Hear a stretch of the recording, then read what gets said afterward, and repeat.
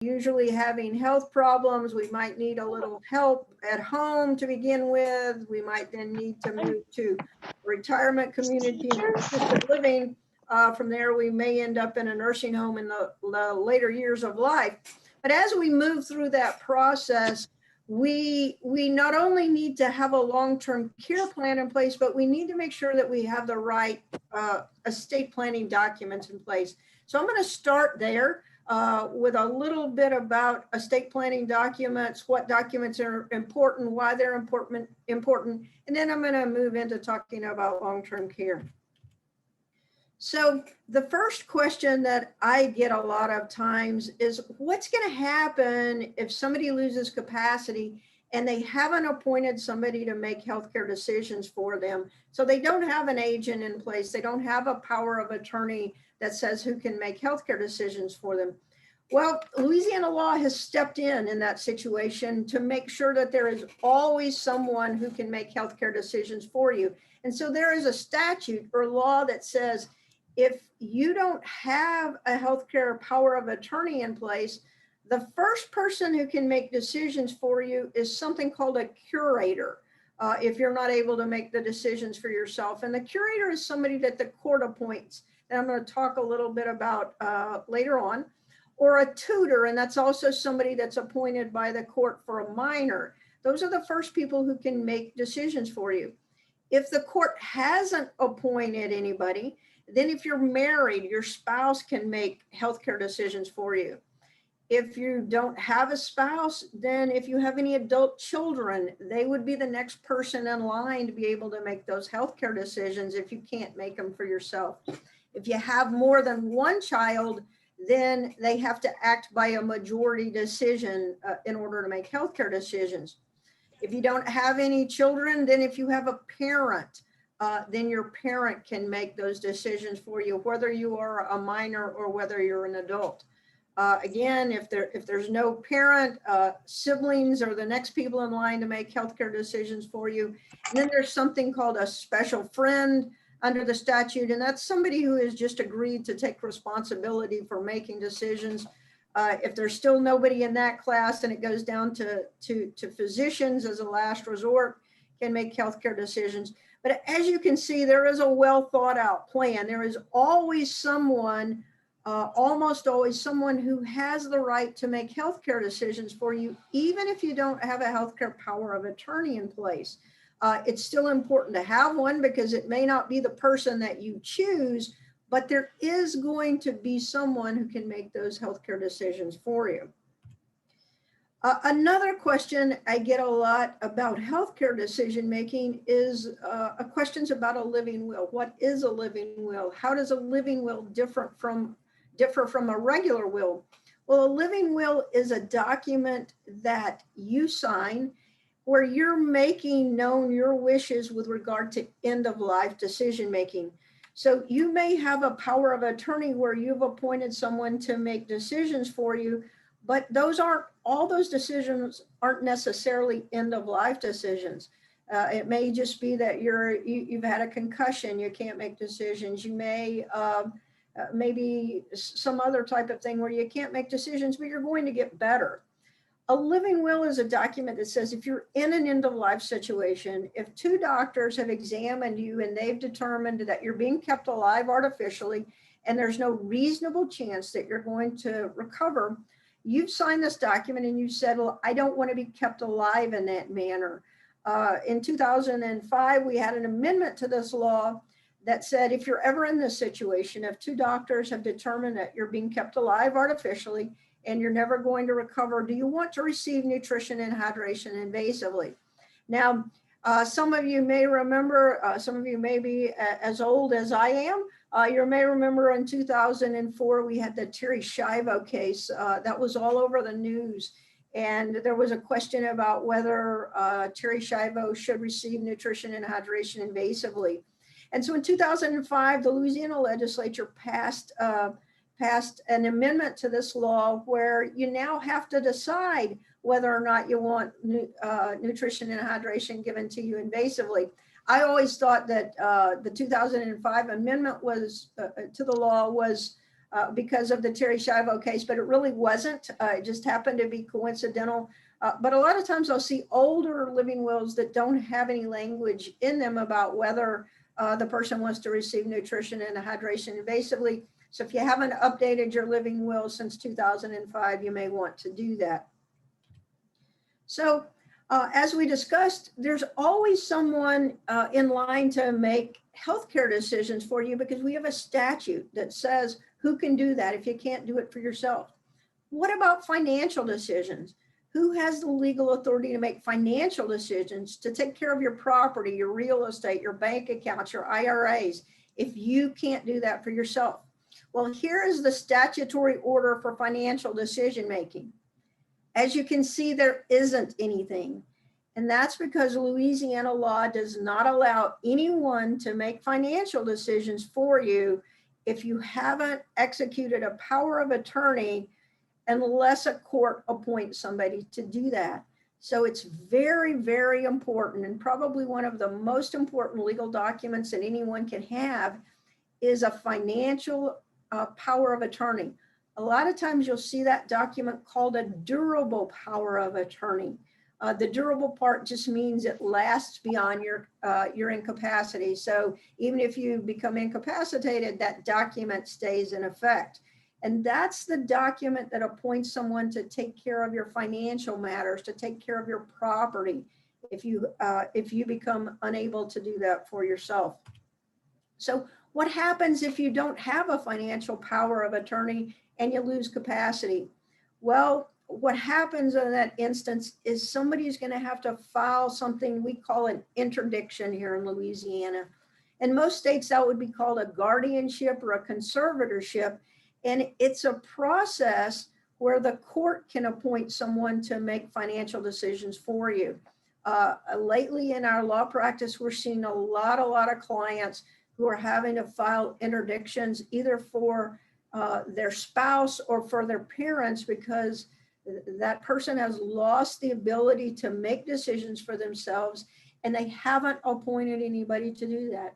Right now, I've got a client who his father has lost capacity to make decisions, and he's having to step in an emergency situation to make decisions for his father, to be able to access his father's assets to help pay for his long-term care needs. And so an interdiction is a regular court proceeding. It takes a long time and it's very costly. There is an emergency procedure where somebody can step in and be appointed as an emergency curator, an emergency guardian. That's even more expensive than just a regular interdiction. And so because of this, because it's a court proceeding, it takes a long time, it costs a lot of money, there is the best alternative is to make sure that you or your loved ones have a financial power of attorney in place that's going to allow you to take care of the financial matters that you might need to take care of as you age. And again, all of us are going to end up in a position where we probably can't take care of our finances or our healthcare decisions, because doctors can keep us alive now longer than we can care for ourselves. So it's important for all adults to have these documents in place. The other document I want to talk about, or the other couple of things I want to talk about with regard to planning, is a last will and testament. And so you've got a living will that says this is what you want to happen in an end of life situation, but a last will and testament is a document that takes effect when you die, and it passes on your property to the people that you want it to go to. If you die in Louisiana without a will or without a trust, your property is going to pass to the people that Louisiana law says it's going to pass to. That may not be who you choose for it to pass to, but if you don't have a will, the law is going to step in and say where your property goes. If you are married and you have children, your property is going to go to your children, with your surviving spouse having something called a usufruct, or a right to use that property while they're alive. For most married couples, that's not what they want to happen. And so it's very important for them to have a will or a trust in place to change the Louisiana order of property distribution. So as I said, a will is going to ensure that your property passes to the people that you want it to go to. You are going to have a succession if you have a will, because a succession is the process to actually transfer the property. So the will says where the property is going to go to. The succession is the court proceeding where the judge signs a document and actually puts the will into effect. A will may not protect young or irresponsible heirs. It may not protect heirs with special needs. It may not protect heirs who are receiving long-term care, who are on Medicaid or VA benefits. But it is also another very important legal document to consider. The last legal document I want to talk about, planning document, is a trust. And a trust can be a couple of different kinds of trust. It could be a revocable trust, which is a trust that you can change at any time, or it can be an irrevocable trust, and that's a trust that you can't change. And there are different reasons for using a revocable trust and an irrevocable trust. Either of them, if they hold all of your assets, will avoid the need for probate or will avoid the need for a succession if you have actually transferred all of your assets into it. But a trust is a document that takes effect during your lifetime. So a will doesn't take effect until you die. A trust takes effect during your lifetime. You transfer your assets into that trust while you're alive, and then the trust contains instructions on what to do with your property after you pass away, who you want that property to go to. So as Christy said, there is a chat box that you can type questions into. At the end of the presentation, she's going to open it up for other people or for everyone who has a question. I'll be glad to answer some more in-depth questions. This is a very brief summary of the types of documents that you need. But Christy suggested to us yesterday that those are some things that people wanted to know about. So I wanted to include them in this presentation, even though mostly I'm going to talk about long-term care. So with regard to planning strategies, making sure that you're planning ahead of time, you want to make sure that all of your incapacity documents are complete, your powers of attorney, your living will. You want to have either a will or a trust to pass things on. And you want to have an ongoing relationship with the people who are going to make sure your plan is carried out the way that you want to. You want to make sure that you discuss your plan with your loved ones, with your executors, with your agents, the people who are going to have to carry that out so that they'll know what your wishes are. And the other thing that you want to make sure that you have is a long-term care plan. As I said, we're all going to be probably alive longer than we can care for ourselves. And so we not only need to have the documents in place that are going to carry us through that period of time where we can't care for ourselves, but we need to have a plan in place as to how we're going to pay for those long-term care costs. So what is long-term care? Well, it's care that people need when they can't perform independently at least 2 activities of daily living. This can be because of an illness or a disability that is either cognitive impairment, such as Alzheimer's, such as some of the symptoms of Parkinson's, or it could be because of a physical disability. It could be because of a stroke or something of that nature. But when you can no longer perform some of the activities of daily living, you're not able to bathe, you're not able to eat, you're not able to dress yourself, you're not able to go to the toilet by yourself, you're not able to transfer, to ambulate from your bed to a chair, then you may need assistance with the activities of daily living and you may need long-term care.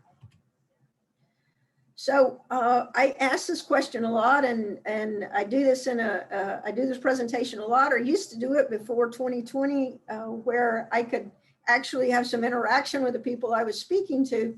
And so I'd ask them, where do you want to live?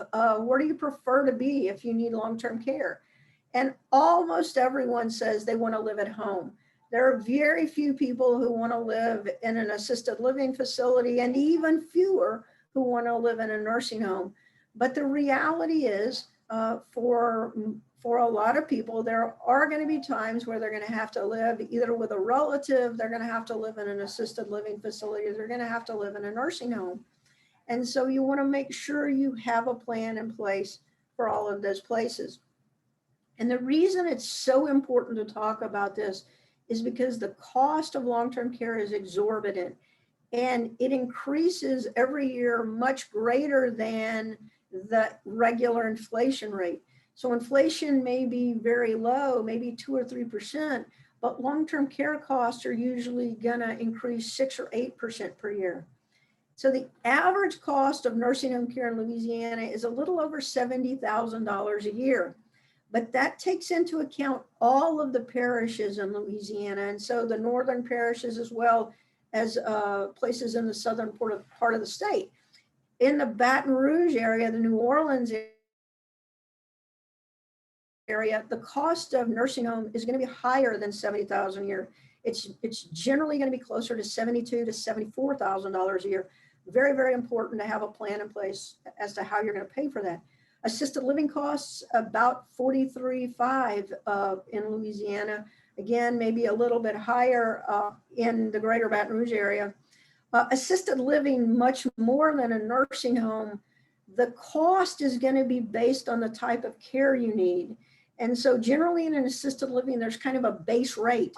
So you get a room, you get meals, and that's going to be one fee. But for every other thing that you need, if you need medication reminders, if you need somebody to assist with medication management, there's going to be an additional cost for that. If you're in a memory care unit, there's going to be an additional cost for that.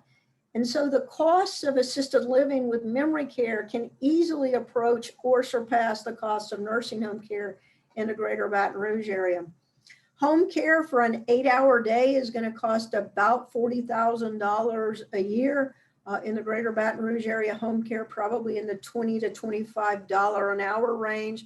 And adult daycare, if you could find it, which there is not a lot of adult daycare in the greater Baton Rouge area, would cost you about $17,000 a year. These costs don't include prescription drugs. They don't include any therapy, any clothing, or any other necessities. And so this is just the base cost. When you add those things into the base cost of care, you can see it's easily, you could get into over $100,000 a year for care, particularly if you need 24-hour home care. And so why should you care about this? Well, as we age, as the longer you live, the demand is going to increase. Medicare is unlikely to have a larger role in financing because there's no political will to make that happen. Most people are afraid that they are going to run out of money before they run out of options. And so it's a challenge to keep that from happening. So who pays for long-term care? There are a lot of misconceptions about this. A lot of people think their health insurance will pay for it. And the answer is no. Health insurance, disability insurance are not going to pay for long-term care costs. Medicare has a very small part in paying for long-term care that I'll talk about. Medicaid, maybe. Of course, you can pay out of pocket, but for most people, they're going to run out of money. They're afraid that either they're going to run out of money, or if they're married, their spouse isn't going to have enough money to live on. Long-term care insurance can pay for these costs, but most people don't have long-term care insurance, particularly people who are now needing care. Their parents didn't live as long. They didn't have these long-term care costs. And so most people don't have long-term care insurance. VA benefits, again, maybe like Medicaid, there may be some VA benefits that I'll discuss that will pay for long-term care. So huge myth number one, I have insurance, I don't need to worry. Health insurance pays for your doctors and your hospital bills, but not for custodial care. Disability insurance pays you an income if you lose the ability to work, but it doesn't pay for long-term care.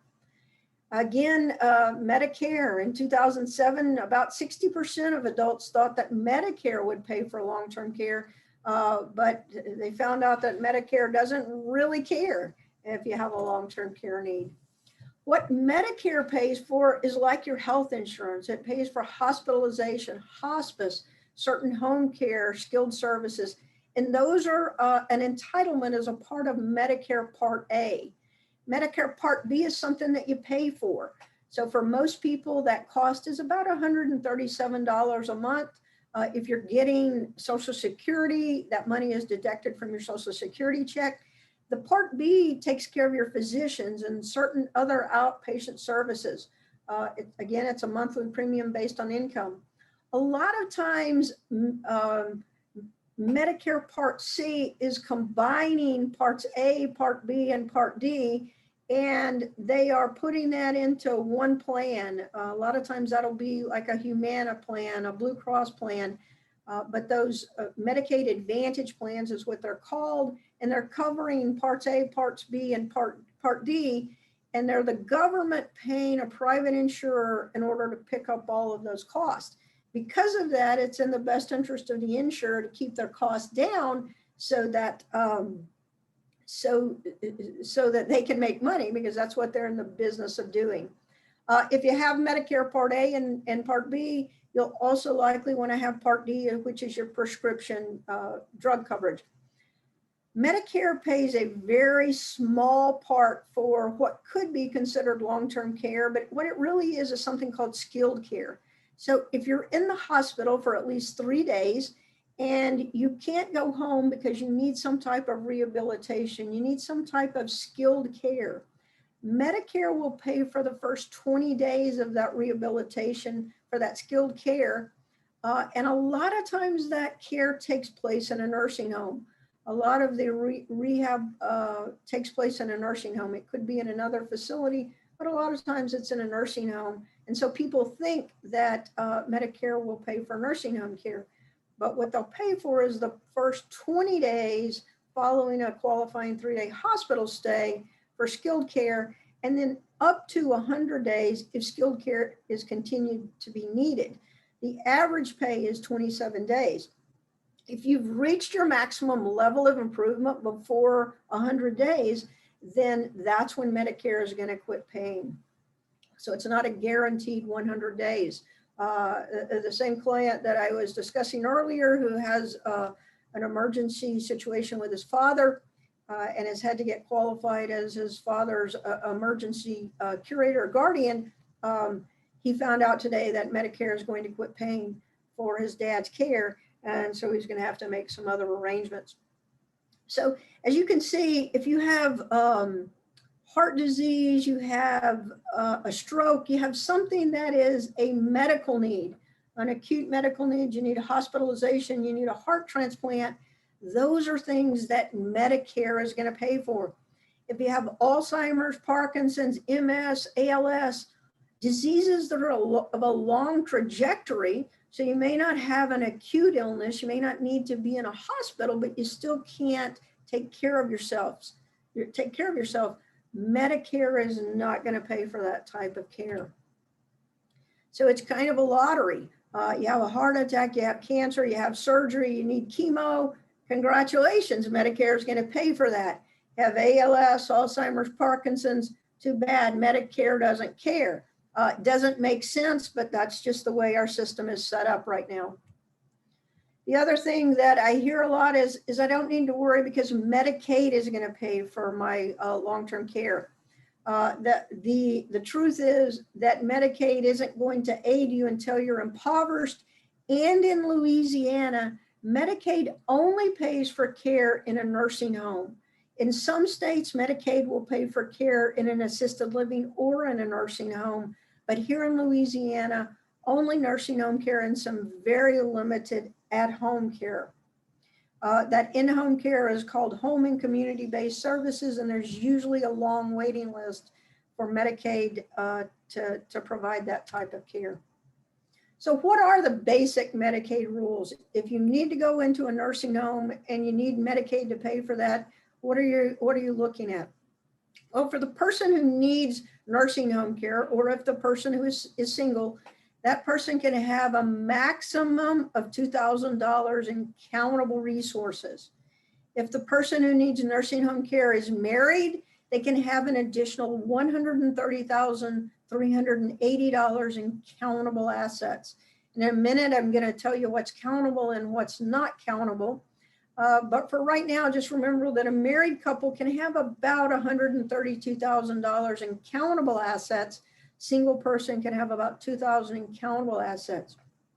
The person who needs nursing home care can have income of up to $23.82 a month to be categorically eligible for Medicaid.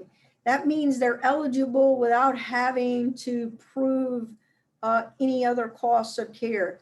Even if their income exceeds $23.82, they can still be eligible for Medicaid through something called the medically needy program if they meet the other criteria. And so that medically needy program is just kind of another step. You have to prove that your cost of care is greater than your income. If you have a home, your home is not counted in determining your assets as long as your home value is less than $603,000. A lot of times people want to give things away. If they give things away, there's going to be a 1-month penalty for every $5,000 that they give away. And the starting date of that penalty is not going to be the date that you give the property away, but it's going to be the date that you're in the nursing home and you apply for Medicaid. There is a look-back period of 5 years. What that means is when you enter a nursing home, there's going to be a question on the Medicaid application that says, have you ever made any gifts? If you answer yes to that question and those gifts have been within the last 5 years prior to entering the nursing home and applying for Medicaid, then that penalty period of 1 month for every $5,000 gifted is going to apply. So when Medicaid is looking at income, they're going to look at all gross income, both earned and unearned income, but they're only going to look at the income of the person who needs nursing home care. They're not going to look at the income of the spouse who's not in the nursing home. They generally determine who the income belongs to by seeing the name on the check roll or whose name is it that the income is made payable to. If it's Social Security and it's direct deposited, whose name is it being direct deposited to? As I said, there's a resource allowance of $2,000 for the nursing home resident, $133.80 for the spouse outside of the nursing home. If both spouses are in the nursing home, then there is a $3,000 limit for both spouses in order to be entitled to receive Medicaid. So what things are countable when you're looking at those numbers? Basically, anything that you can convert to cash is countable. Your bank accounts, checking accounts, savings accounts, CDs, money market accounts, any type of investments that you have, mutual funds, stocks, bonds, any life insurance policies that have a cash value are countable. Your retirement assets are countable. Any real estate that you own that's not your primary residence is countable. Any assets that you hold in a revocable trust, a trust that you can change, are countable. And that's even if it's your home. So your home is not countable if it's not in a revocable trust, but it is countable if it is in a revocable trust. A lot of times when I've had people that needed nursing home care and their house was being held in a trust, a revocable trust, in order to avoid probate, we've had to take it out of that trust in order to make it a non-countable asset. For married people, almost everything they have, regardless of whose name is on the title, is countable. And that's true whether it is separate property or community property according to Louisiana law. So for income, they're only going to count the income of the spouse who's in the nursing home, but for assets, they're going to count the assets of both parties.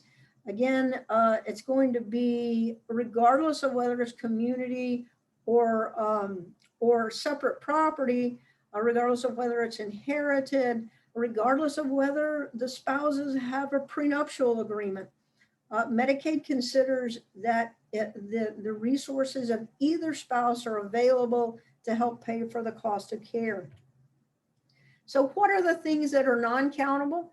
Well, your home with a limit of up to $603,000 in equity, but there is something called estate recovery that we're seeing more and more often that I'm going to discuss.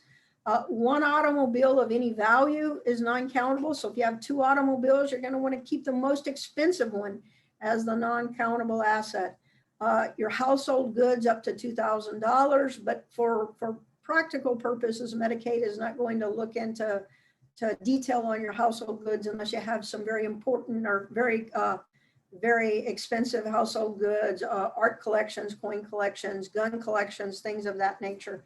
Wedding and engagement rings aren't countable, and then assets that you use in a trade or business are not countable. The other things that are not countable are a prepaid burial or a cemetery plot. Life insurance, even if it has cash value, if the face value is less than $10,000, is not countable. Term insurance of any value is not countable.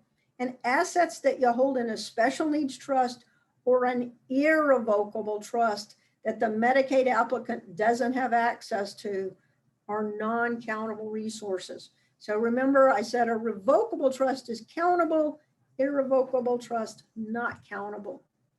So why can't I just give everything away? A lot of times I see people and they say, look, what if I just give my assets away so that I can qualify for nursing home care? Or why can't I just sell my house to my children for $1? Well, doing so it is likely to produce a recipe for disaster. And I've had to come back and cure a lot of these things where people made gifts, not knowing that they were going to need nursing home care, or aware that they were going to need nursing home care, but just weren't aware of these transfer penalties. And so what's going to happen is you've got that 5-year look back. So if you make any gifts within 5 years of needing nursing home care, there's going to be a problem.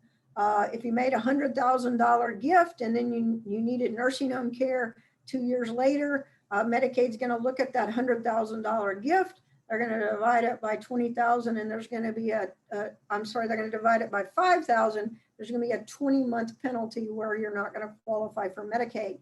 There also can be a loss of something called a step-up in basis on assets if you give things away. That's a tax concept that's beyond the scope of this presentation. There also can be some loss of control if you give property away.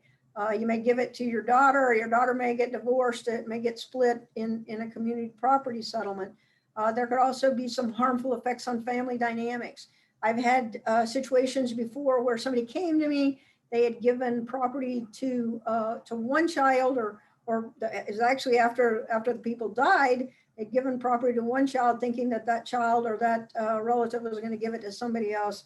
And unfortunately, that doesn't always happen.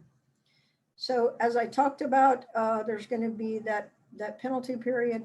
You make a $100,000 gift, that's going to be divided by $5,000. There's going to be a 20-month penalty where Medicaid doesn't pay for your care in a nursing home.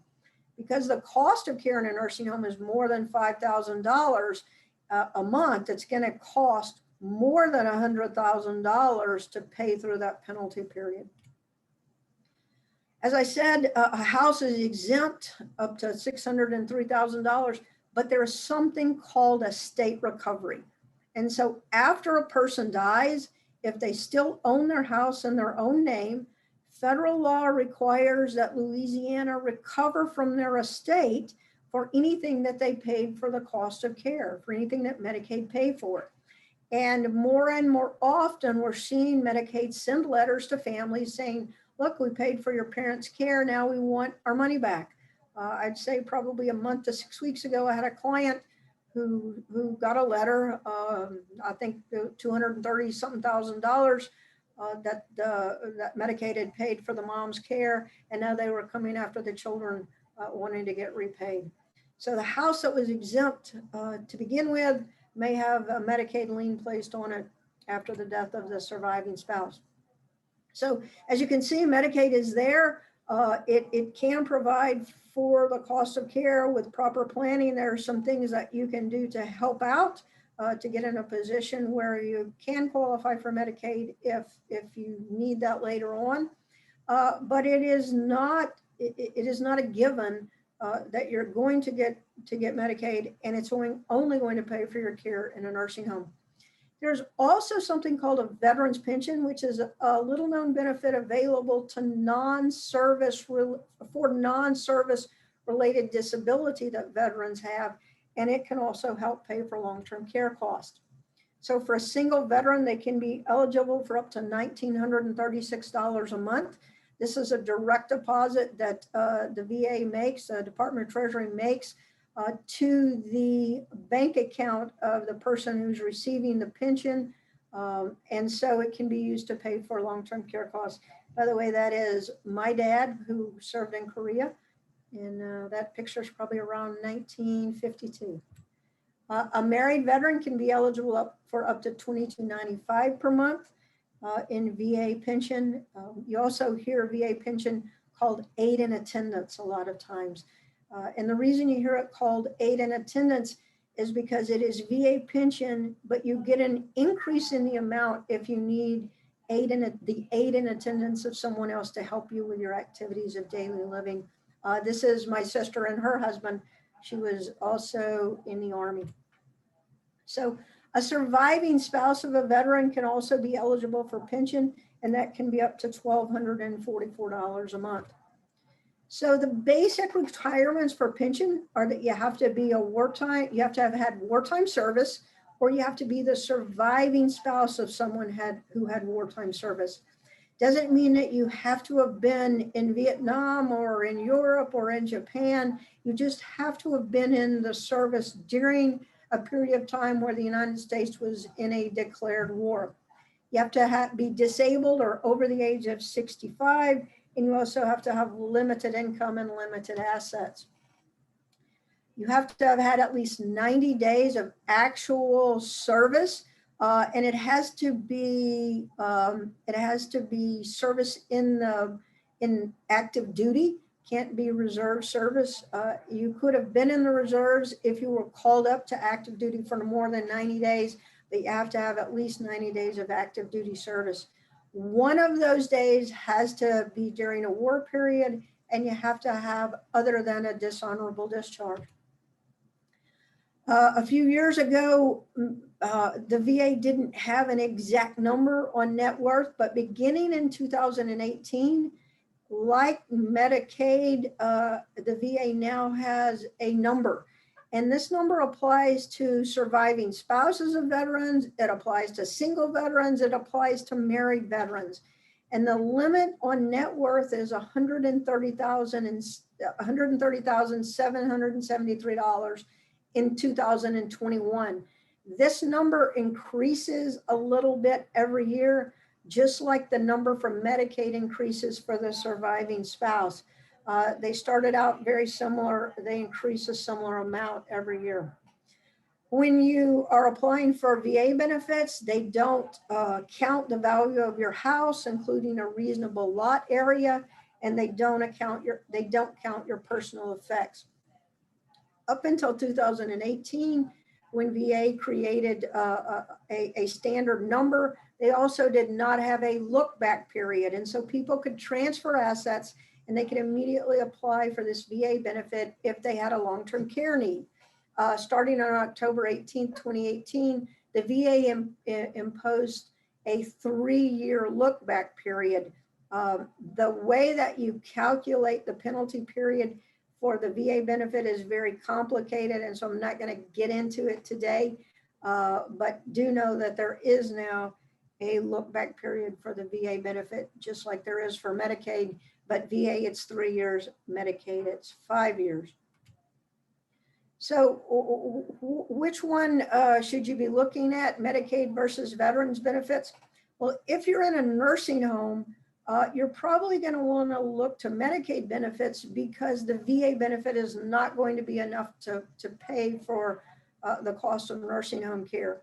Medicaid, again, only pays in a nursing home, some very limited in-home care. But if you are receiving in-home care or you're in an assisted living, you probably want to look at the VA benefit if you're otherwise eligible, because that amount of money can substantially help defray the cost of assisted living or in-home care. So what if you want to do something? What if you want to do some planning, or what if you're in a crisis situation where somebody needs care immediately? Are there any remedies? I've told you all of the bad stuff, but there are some solutions. Unfortunately, the solutions aren't cookie cutter solutions. There are a lot of tax implications, particularly when you're dealing with retirement plan assets. And so if you're in a situation where you're either trying to pre-plan or where you're in a crisis and somebody needs care immediately, you're going to want to consult with an elder law attorney like myself. There are other elder law attorneys in Louisiana and the greater Baton Rouge area.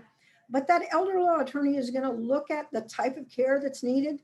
They're going to study what your income and your assets are, and they're going to probably put together a plan for you that's going to tell you how you can best maximize the use of your resources to pay for care. Again, this isn't something you should try to do on your own. I've had to go back and fix things that people tried to do on their own quite often. I've had to go back and fix things that were done with the advice of another attorney who didn't practice in this area. Elder law is a real niche area of the law. Estate planning is a niche area of the law. And so there aren't, if someone is a general practitioner, if they're doing car wreck cases and divorces and criminal law, they're not likely to have the experience or the education that they need in order to advise you really well about elder law, long-term care issues, and possibly not even the experience they need to advise you about estate planning. So as I said, long-term care insurance, if you're young, if you're healthy, is an option. There is something called traditional long-term care insurance where you pay a monthly or an annual premium. If you ever need the insurance, then it's there to help and to pay for long-term care costs. Because it's not required and because you don't know if you'll ever need it, most people don't want to purchase this type of long-term care insurance because they may just pay for years and years and years and never need it. There is something that's newer than traditional long-term care. It's called hybrid long-term care products. And it's where you're combining either a long-term, a life insurance policy and long-term care insurance or an annuity in a long-term care. These types of products are things that you will, or your heirs will receive a benefit from. There are some costs associated with them, but they provide more flexibility, in my opinion, than traditional long-term care, because if they're never used for your care, somebody is still going to recoup the principal for them. So as your estate planning must, making sure you have your disability documents in place, making sure that you have your will or your trust in place, there are some long-term care musts. You need to have a long-term care plan that's incorporated as a part of your comprehensive financial plan. And so if you're working with a financial advisor, you need to talk about long-term care, and you need to have a team of people. You need to have an attorney, you need to have a financial advisor and potentially a CPA on your team, because there are a lot of times are tax issues involved. You want to make sure, just as with your estate planning, that you've talked about your long-term care, your long-term care plan with your children, with your spouse, with the people who are going to need to put it in place. And you need to use professionals who are really well-versed in long-term care issues. So with that, Christy, I think I'm going to turn it over and see if you have any questions. Hey, Linda, thank you so much. I was taking notes. I'm glad to see you're still awake. Yes, of course. Do you have the test ready? I do. Good.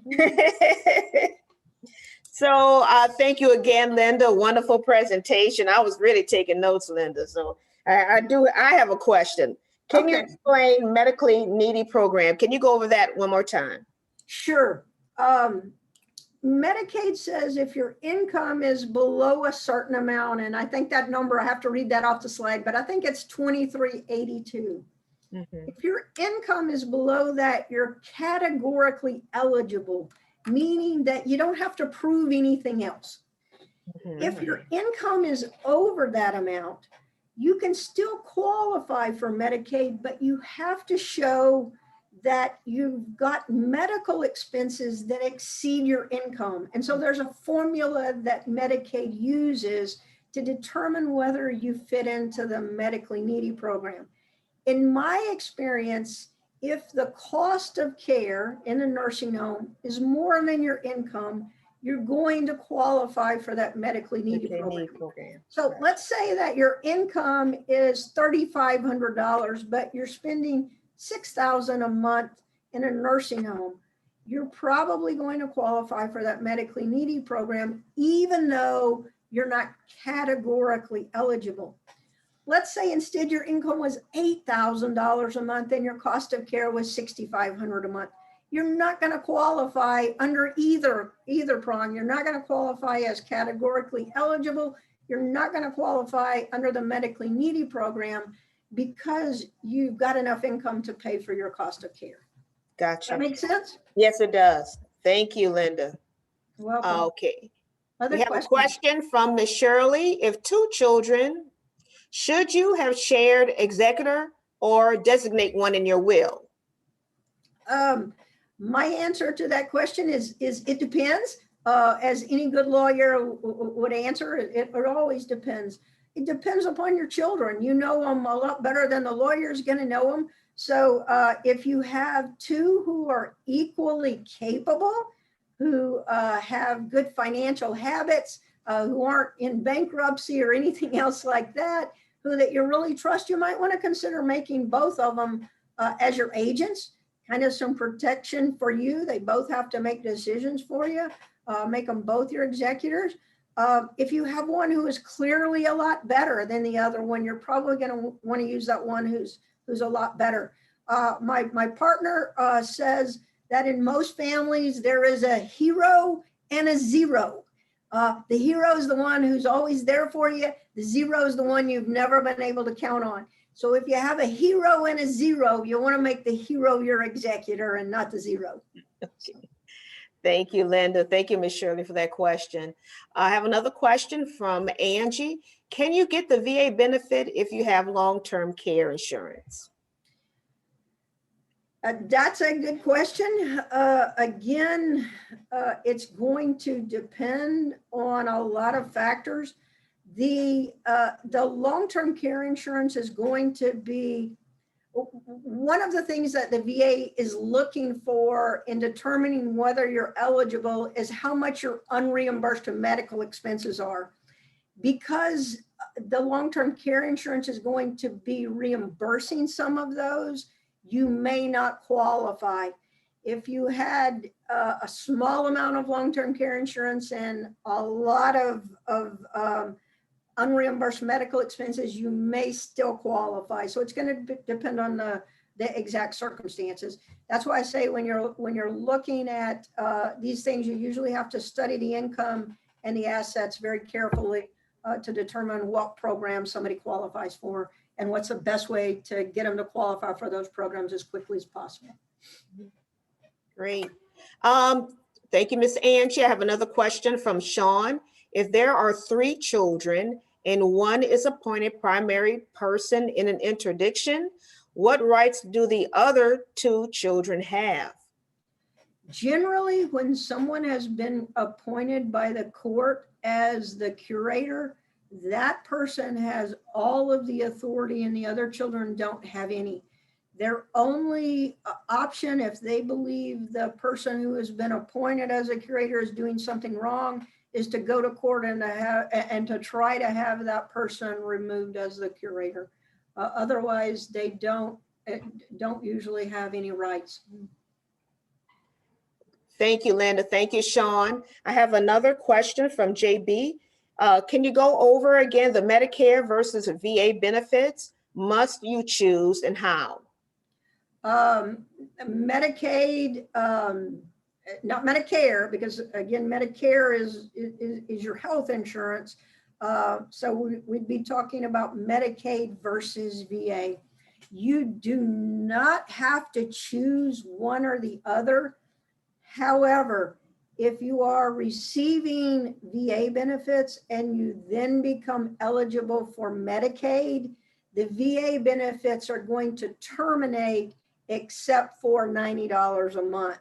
And so VA is just not going to continue to pay you once you qualify for Medicaid.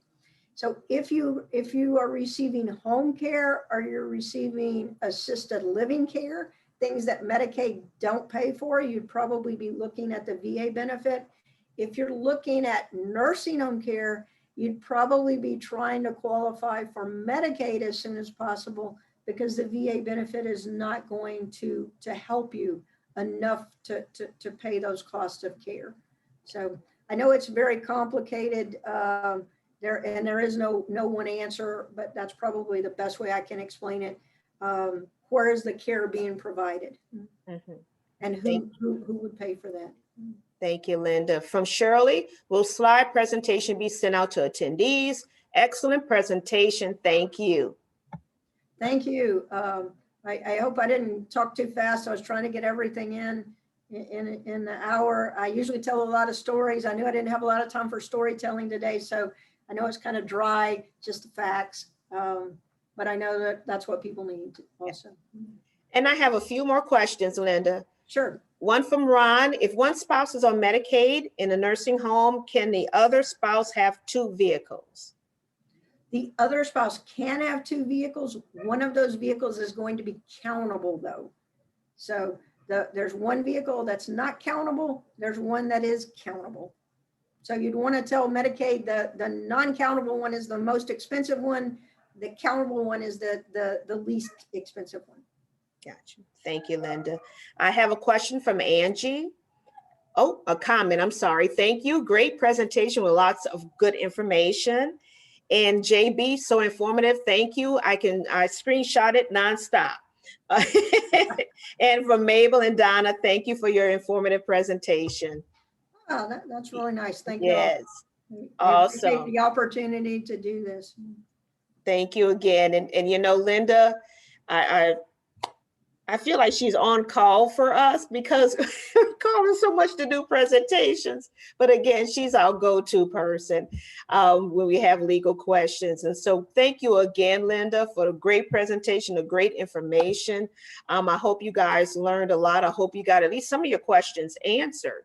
And so please join us next week for our final presentation for financial literacy. It will be on funeral planning. It will have Ms. Gwen Ragusa from Rest Haven, and she'll be doing that presentation along with her partner. So thank you so much. Have a wonderful, safe day. Try to stay dry. Thank you again, Linda, for a great presentation as usual. Thank you. Bye-bye. Bye-bye, you all.